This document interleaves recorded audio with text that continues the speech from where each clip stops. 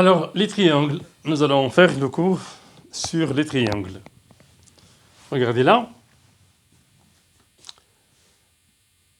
Nous avons deux propriétés dans un triangle. D'abord, la somme des mesures des angles d'un triangle est égale à 180. Si on mesure cet angle, celui-là et celui-là, la somme de ces mesures va donner 180 en degrés. Ça, c'est une propriété qui caractérise les angles d'un triangle. N'importe quel triangle, tout triangle que vous connaissez, la somme des mesures de leurs angles est égale à 180. D'une part. D'autre part, si on mesure les côtés d'un triangle, on constate que chaque côté, la mesure ou la longueur de chaque côté est inférieure à la somme des longueurs des deux autres côtés. Donc, la longueur AB est inférieure à la somme de AC et de BC. La longueur AC est inférieure à la somme de AB et BC. La longueur BC est inférieure à la somme de AB et AC. Maintenant, ça c'est général pour tous les triangles que nous allons étudier à l'instant même. Maintenant, nous passons au triangle. Ça, c'est un triangle quelconque que nous avons déjà entamé le cours dernier. Maintenant, triangle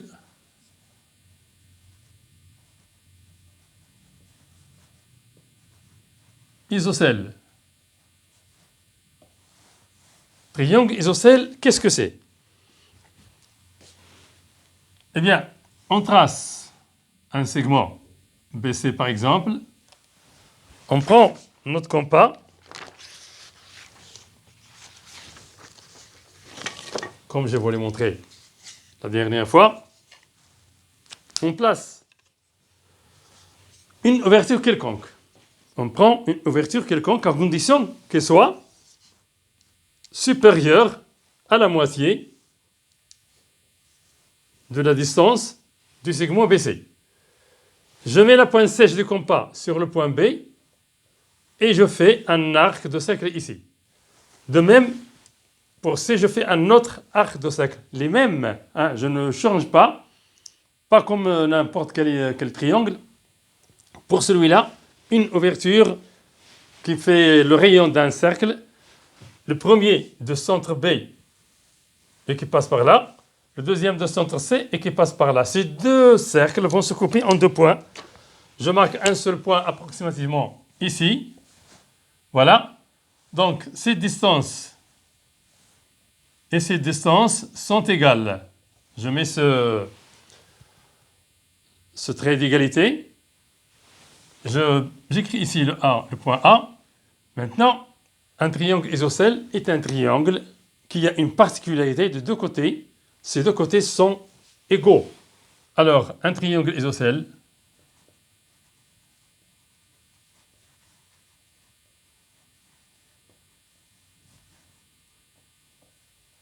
est un triangle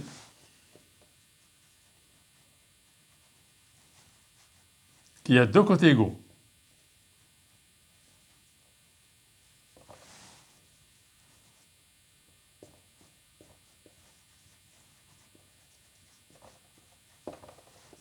De même, si on montre pas dans un exercice qu'un triangle possède deux côtés égaux, c'est un triangle isocèle.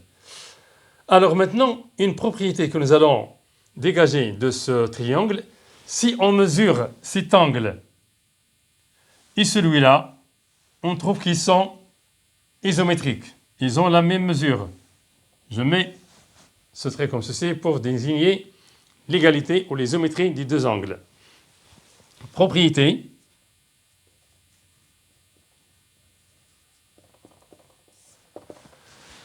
D'abord, ce segment-là s'appelle la base du triangle isocèle. A est le sommet principal. Pourquoi sommet principal?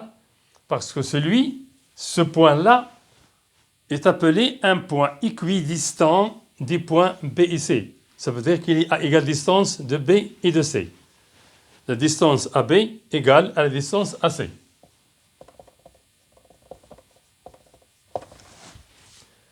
Propriété, comme j'ai dit, Dans un triangle isocèle où les deux angles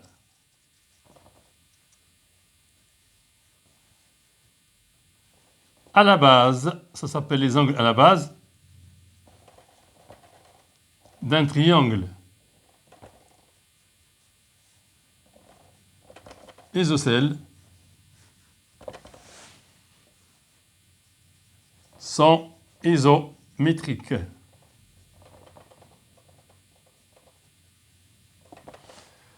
Dans le triangle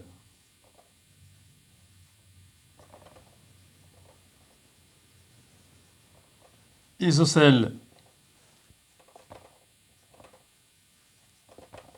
ABC, c'est contre,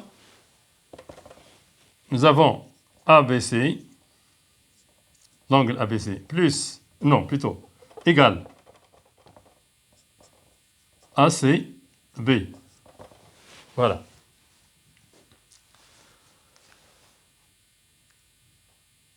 C'est une propriété qui concerne les angles à la base d'un triangle isocèle.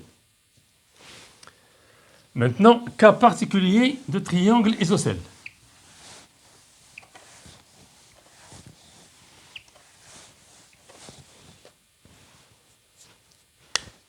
Un triangle, cas particulier.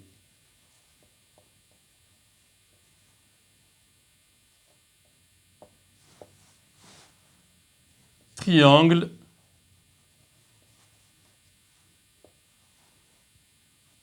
rectangle.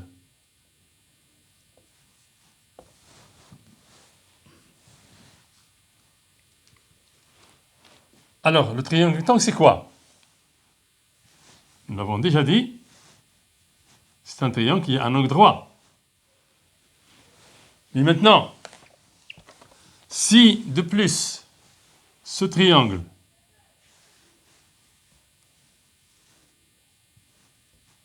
j'écris A ici, B, C, si de plus ces deux côtés sont égaux, qu'est-ce qu'il devient? Triangle, alors rectangle isocèle. ABC est un triangle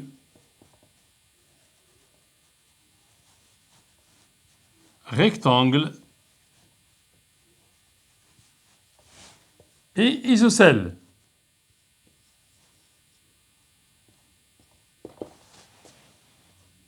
D'où, qu'est-ce qu'on a? BAC égale 90. Ça d'une part. D'autre part, ABC plus ACB égale à 90, bien sûr. Pourquoi? Pourquoi alors? Eh bien parce que nous avons vu que dans un triangle quelconque, la somme des mesures des angles est égale à 180. 80 degrés, bien sûr. Donc, ici, nous avons 90. Qu'est-ce qu'il nous reste pour les deux angles? Il reste 90. De plus, si ce triangle est isocèle, les angles à la base sont isométriques. Et de plus, ABC est égal à ACB. Donc, c'est un triangle isocèle, rectangle isocèle. Ce côté BC s'appelle l'hypoténuse.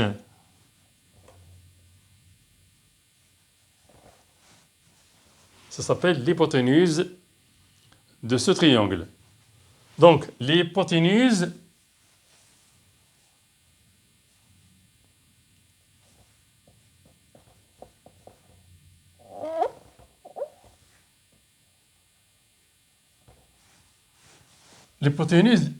dans un triangle rectangle, c'est le côté opposé à l'angle droit.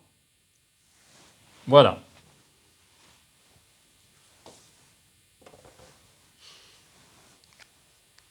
Attention à l'orthographe de cette hypoténuse, quoique ça n'a pas d'importance pour l'écriture, mais il est nécessaire, il est indispensable de savoir que ce côté s'appelle l'hypoténuse et c'est le plus long côté de ce triangle rectangle. Nous allons voir ça dans les leçons à venir, surtout quand il s'agit du théorème de Pythagore, nous en aurons besoin. Maintenant, un autre cas.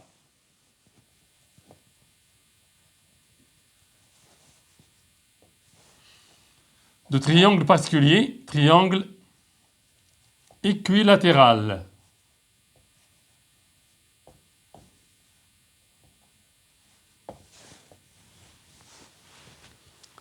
C'est quoi un triangle équilatéral? C'est un triangle où tous les côtés sont égaux. ABC.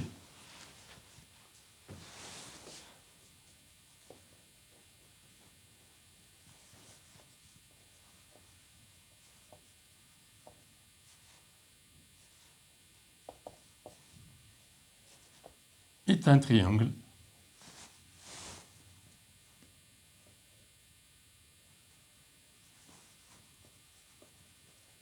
qui a 3 côtés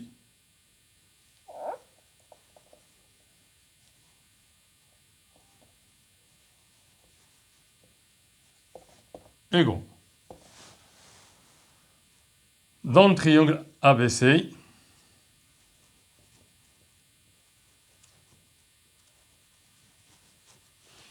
je change ces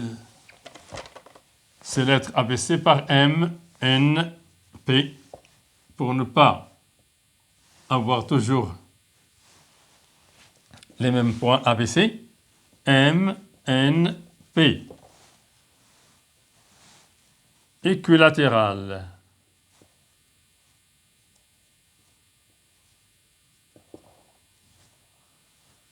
On a la longueur MN égale MP égale NP. Voilà.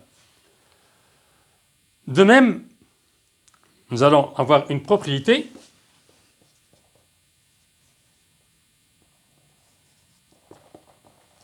si on mesure cet angle, on trouve qu'il mesure 60 en degrés. De même, celui-là, 60 en degrés. Et celui-là aussi, 60 en degrés. Donc, pourquoi tous les angles mesurent 60 degrés? Eh bien parce que ce triangle est isocèle 3 fois. Isocèle en M, donc cet angle est égal à celui-là. Isocèle en N, donc cet angle est égal à celui-là. Ça y est, celui-là est égal à celui-là, celui-là est égal à celui-là, les trois sont égaux. Et de même, il est isocèle en P, parce que ce côté est égal à celui-là. Donc, on constate que les trois angles sont égaux. Et puisque la somme des mesures des angles d'un triangle est égale à 180, alors 180 divisé par 3, puisqu'ils sont égaux, ça donne, nous avons AB, non, MNP plus MPN plus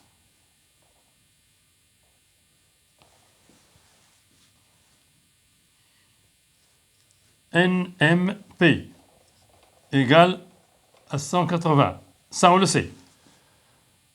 On a aussi MNP, l'angle MNP, égale MPN égale NMP égale 60 en degrés. Voilà. Maintenant, conséquence.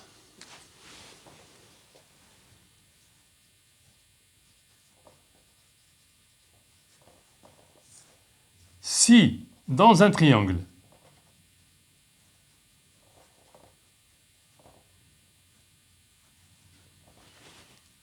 on a deux angles égaux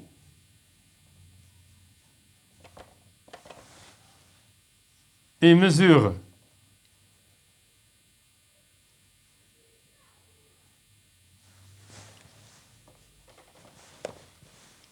et deux mesures, pour ne pas lancer les choses, et deux mesures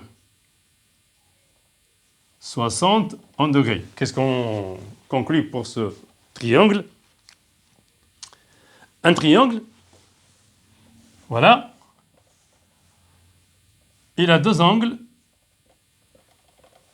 chacun mesure, ils sont égaux, et chacun mesure 60 degrés. Qu'est-ce qu'on conclut pour ce triangle?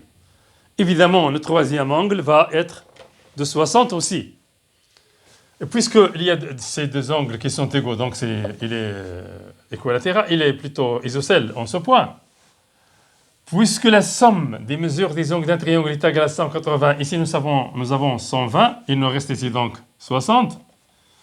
Donc c'est un triangle isocèle en ce point. Ce côté est égal à celui-là, donc ça devient un triangle isocèle. Équilatéral plutôt. Alors, ce triangle est équilatéral.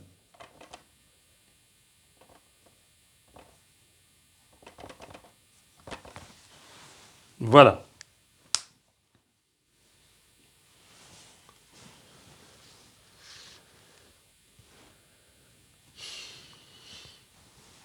Alors, nous arrêtons le cours ici pour faire des exercices la prochaine fois, Inch'Allah.